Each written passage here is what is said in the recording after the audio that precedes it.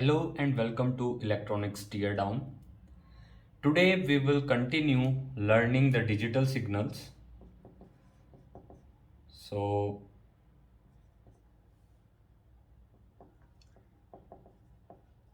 this is the continuation video which we have previously on digital signal, and this is the part of analog to digital conversion videos. Okay, so let's continue and let's quickly recap what we understood in the previous video.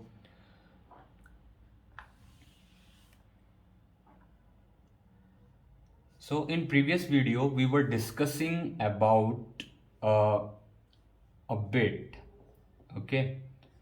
So we have taken one example where we are having one appliance that is a light bulb. Okay. And that light bulb can have two states based on like the signal provided to it, or based on the state of the switch which is controlling this appliance. So it can be either on and it can be either off. Okay, so and we got a question whether we can relate these two states, which is on and off, to a certain level of information. And today we will understand that, and slowly, level by level, we will deep dive into this, and we will understand the end to end concept of analog to digital conversion. Okay, so as you all know, depending on the state of the switch, let's say we have connected a switch to this appliance. Now state of the switch, if it is open, if the switch is open, then the appliance, this particular light bulb, will be off. And if we close this particular switch, then the bulb will be on. Okay, so this is very much clear.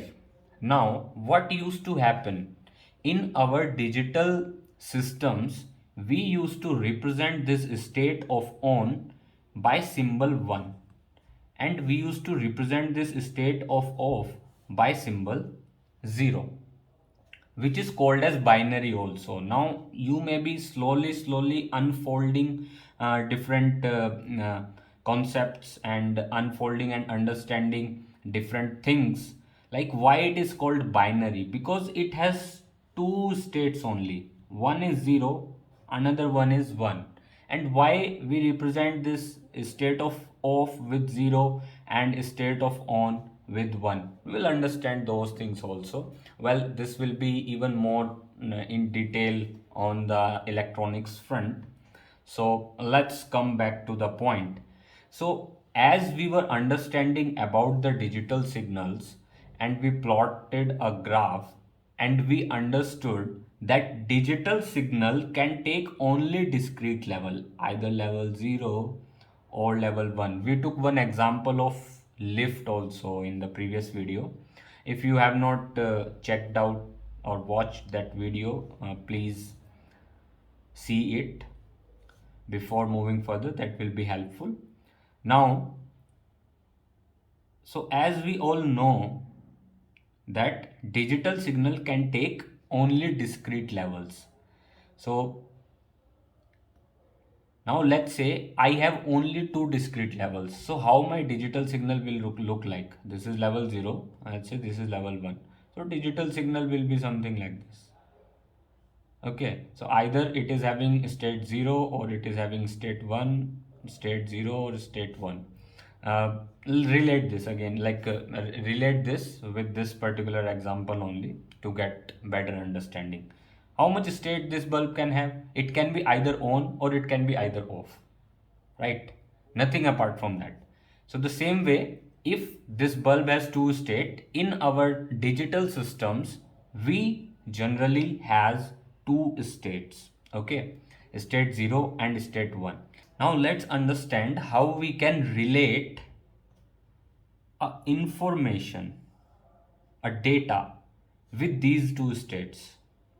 So let's take one example.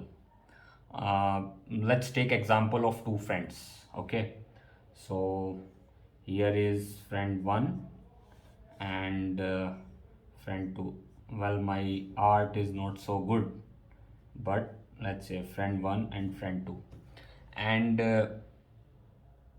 they doesn't has any existing technologies, okay, and they want to communicate with each other without using the traditional method of communication, that is talking, like which we used to use. A person used to talk, another person used to listen, okay. So they don't want to use the uh, this method of communication, which is called as a language also, okay, but they want to communicate by other means, let's say wirelessly. They wants to communicate, they wants to share some information with each other. Let's say they wants to share information about each other, whether the another person is free or busy at that particular moment of time. If the person is let's say busy, then another person won't come and knock the door of friend 2, let's say, and vice versa. So how they can share that particular information with each other? So one day, both of them met and they decided that if the lamp in my balcony, there's a lamp in everyone's balcony, in both of the person's balcony. So if the lamp in my balcony is turned on, so you have to understand that I am busy. And if the lamp is turned off, then you can understand I'm free and you can come over, we can meet, we can chit chat. So in this way, the state of the lamp can convey information, okay. So there's a lamp in his balcony and there's a lamp in his balcony also. So if the lamp is turned on, this friend 1 will understand that he is busy. If the lamp here, the lamp is turned on, then this friend 2 will understand, okay, he is also busy. And if it is off, then they will understand, okay, he is not busy, he is free right now. So like that, we can convey information based on the states of these lamps. But how much information we can convey? We can convey two messages. Okay, one message is that I am busy, message 1 is busy, or message second is free. So now you can understand, using one lamp we can convey two messages. Now let's say we want to convey more messages, we want to convey four messages. What we can do? So along with the status of my, like either I am free or I am busy, I want to convey one more thing. Let's say for example, my dinner status, whether I had dinner or not. So I want to convey one more additional information to my friend, that whether I am busy or free, and I had my dinner or not. So how I can do that, or how we can do that?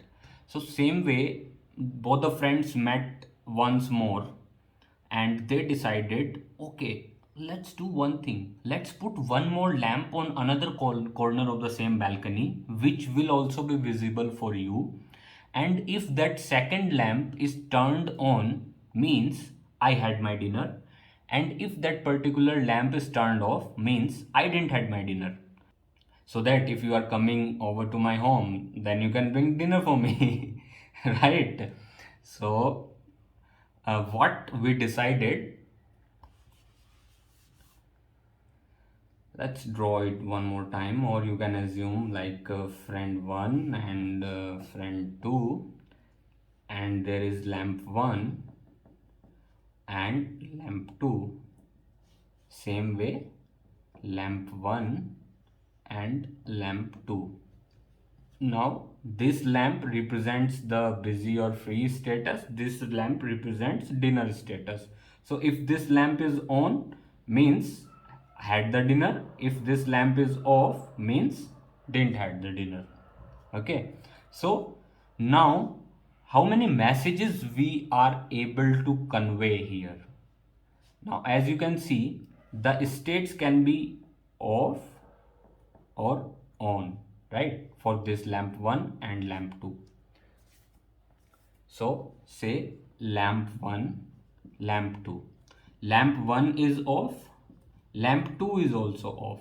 Means I'm free and I didn't had my dinner. Then lamp 1 can be off, lamp 2 can be on. Means I am free and I had my dinner. Then lamp 1 can be on and lamp 2 can be off. Means I'm busy and I didn't had my dinner. And both of the lamp also can be on. That means I'm busy and I didn't had my dinner. So using two lamps, we end up conveying four messages. So that is how just by increasing a number of lamp by one, we end up conveying four messages. Okay. So each lamp here, we can represent each lamp by one bit.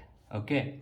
So initially we have one bit, so we can transfer two messages. So we can transfer two information. Now we have two bits, we can transfer four information. Okay. Similar way, we can keep growing these number of bits and we can keep growing the amount of information, or we used to call it as a data most of the time. So by increasing the number of bits, we can increase the amount of data we can accommodate or we can transfer, right? So I hope you will be able to understand this concept in a little new way this time. So what is a bit? What is the significance of a bit? So now you can see the significance of this lamp, that it can help us to transfer information and it can have two messages. If we keep growing these, we can keep growing the amount of information or data which we can transfer or which we can store. Okay. Now why we take example of a light bulb only, and why we take example of this on and off state only? Now let's get the answer for this question also. This is also gonna be very interesting.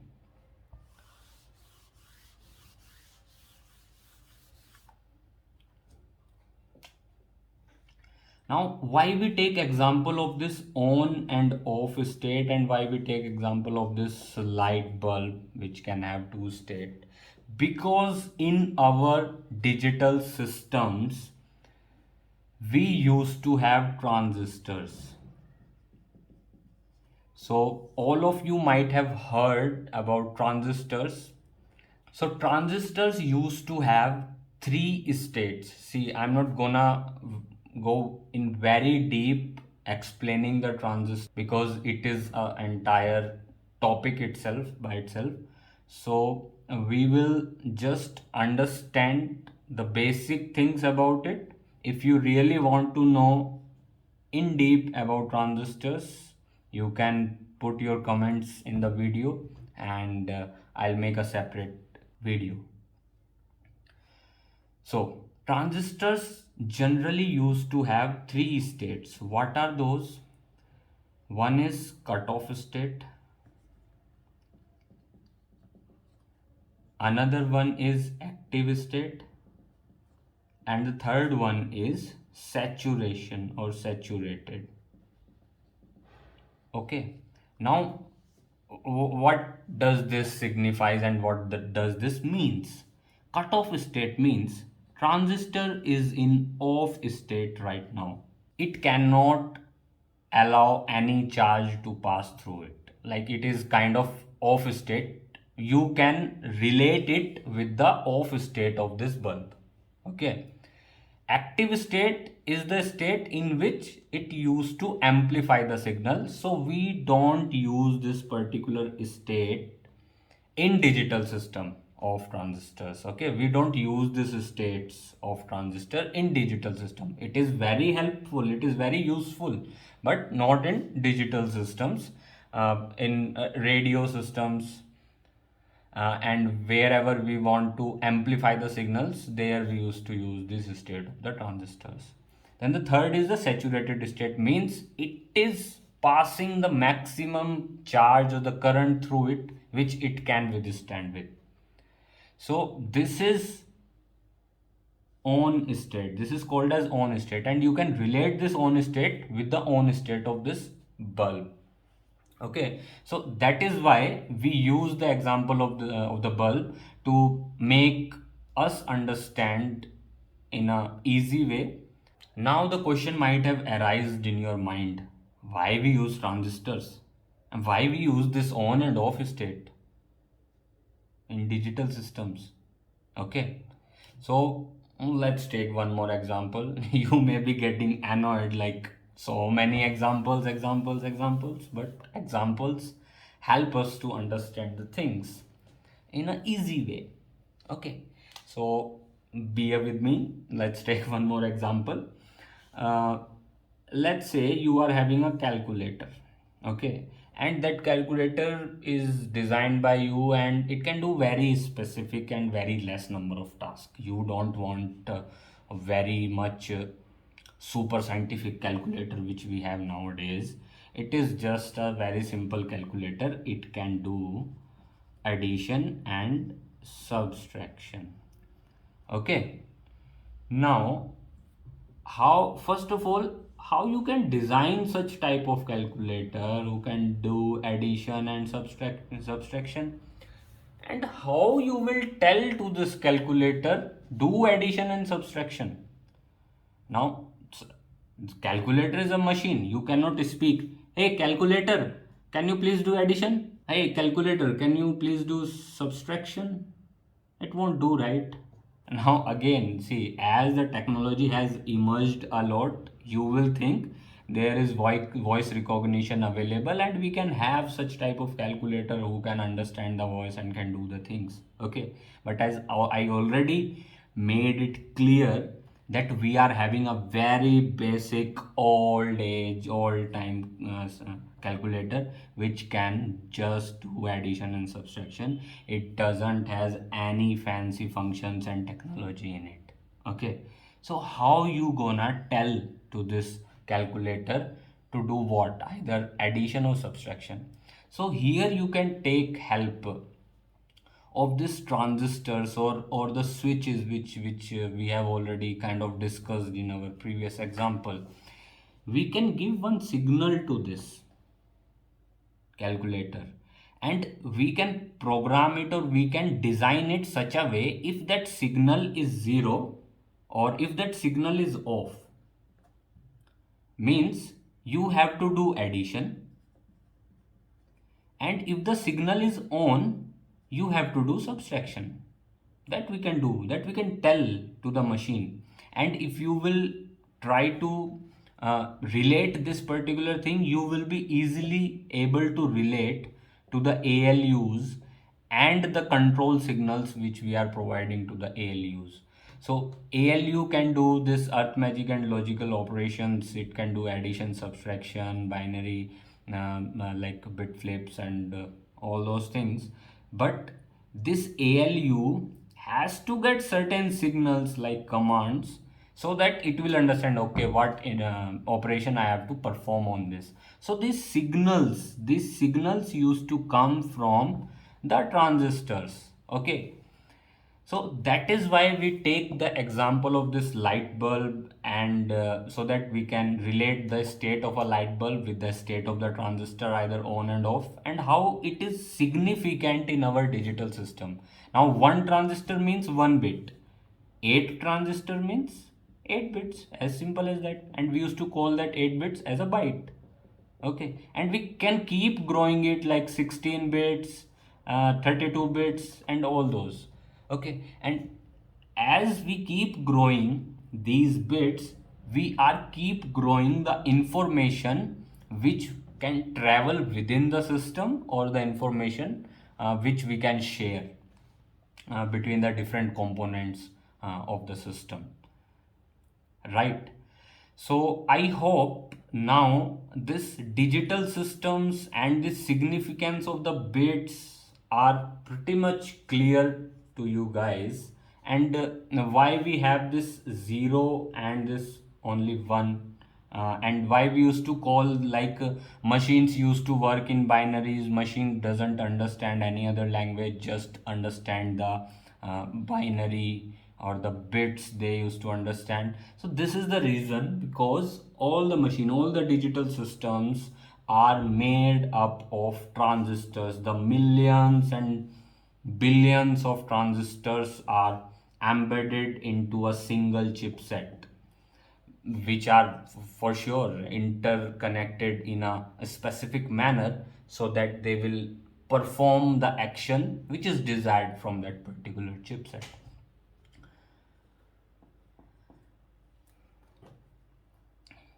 So now let's dive into this analog to digital conversion topic back again, why it is very much necessary. So I think the analog signal is clear to you guys. You can please go and watch out the video for analog signals, and digital signals are also clear to you. What is a digital signal, and what is the significance, how a digital signal can contain information. Okay, now the need to convert a analog signal into a digital signal. Now, why there is a need to convert an analog signal into digital signal? You are using a mobile phone, every one of you. There are so much fancy features in the mobile phone, and the most used one, if I'll guess it correctly, is the camera. Okay, nowadays everyone is using mobile cameras a lot.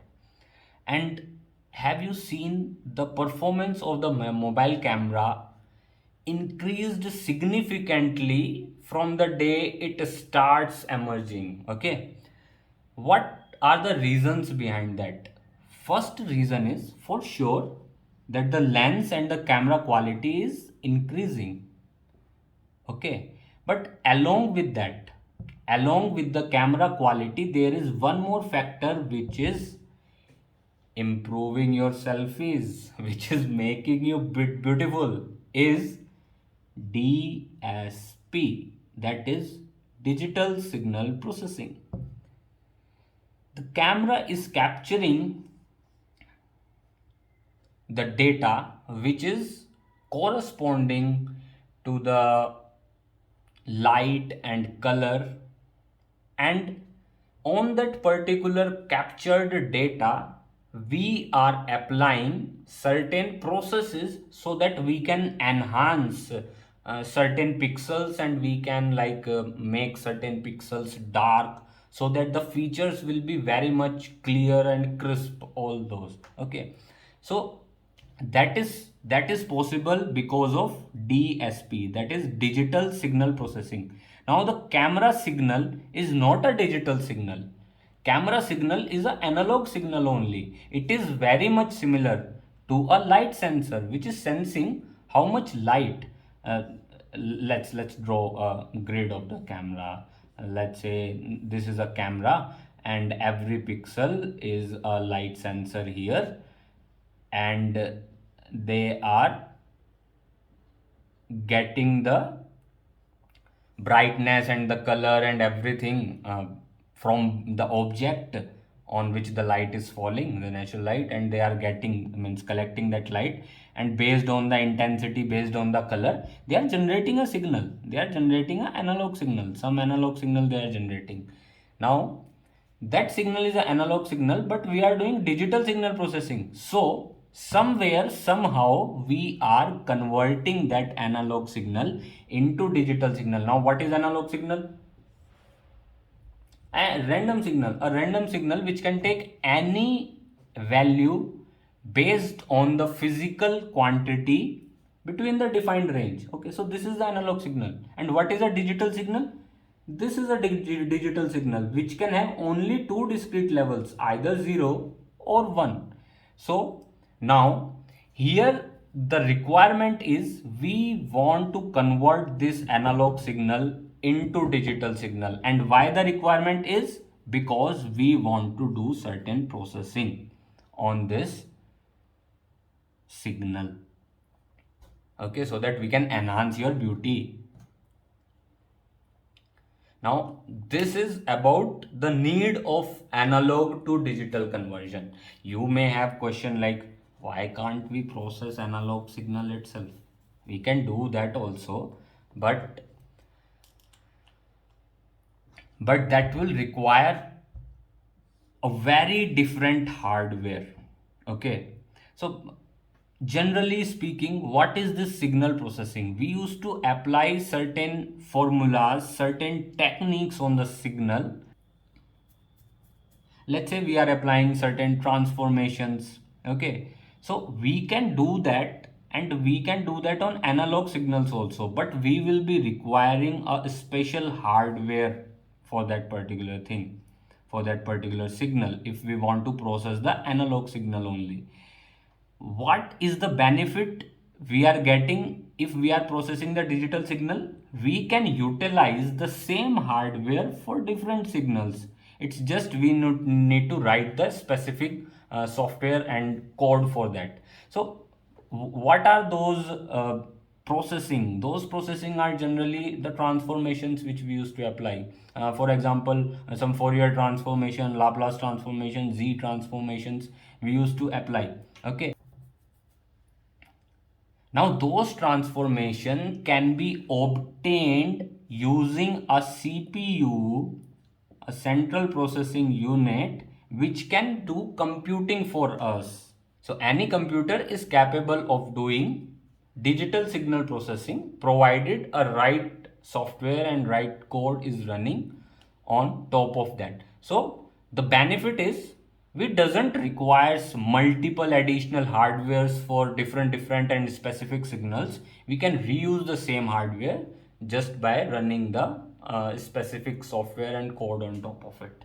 So I think you are clear about the analog signals, you are clear about the digital signals, you are clear what is the need of digital signals, why we want to convert this analog signal into digital signal, right? So need is clear. Now how this conversion happens and what we should take care during this conversion. Okay, so we will talk regarding this in upcoming videos, how the conversion happens and what we need to take care during this conversion. So one clear thing is the information which my analog signal is having should not be lost when I am converting it to a digital signal. Okay,